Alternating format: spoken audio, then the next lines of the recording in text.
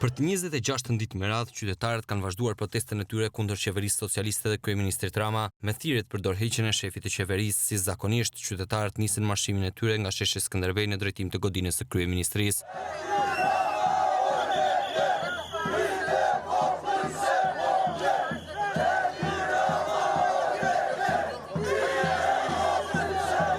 Nga sheshi para godinës qeveritare, oratorët përsëritin kërkesat e tyre teksa theksuan se nuk do të negociojnë për asgjë me kryeministrin veç dorëheqjes së tij. Ata u ndalën tek sjellja skandaloze e kryeministrit dhe për çmimin që ai u bën shqiptarëve, si në rastin e ofendimit skandaloz gjatë intervistës me Financial Times. Sot jemi në ditën e 26 që dresëson pa pushim.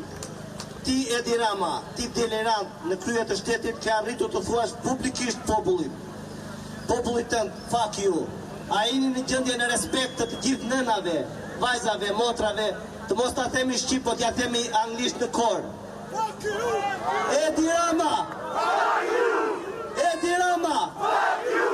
Së pari dorëheqjen e panegociueshme të kryeministrit dhe të gjithë qeverisë.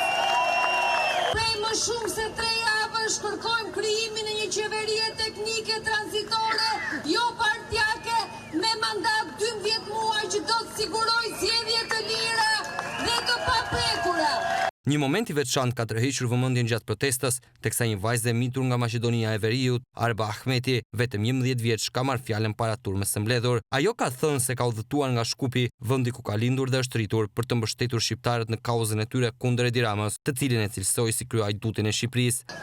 Jam Arba Ahmeti, jam 11 vjeç dhe këtu kam ardhur për të suportuar gjithë shqiptarët.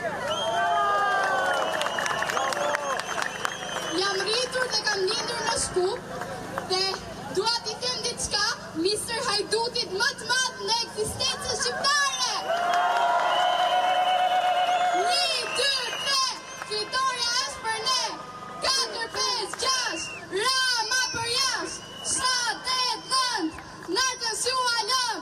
Pas më shumë se 2 orësh qëndrimi para kryeministrisë, qytetarët marshuan në pikat kryesore të kryeqytetit me thirrje kundër qeverisë socialiste. Ndërkohë protestat kanë vazhduar në Korçë, Gjirokastër e qytete të tjera të vendit.